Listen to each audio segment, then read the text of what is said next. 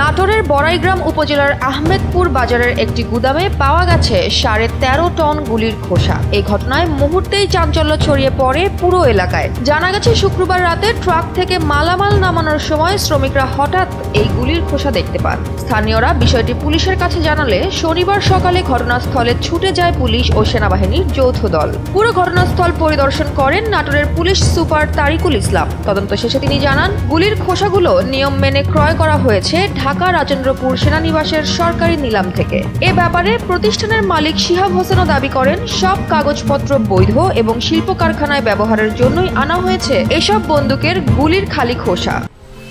10 বছরের যাত্রা তো কেবলই শুরু। একসাথে গ্রো করার এই জার্নি চলুক আগামীতেও। পাঠাও 10 years of growing with you।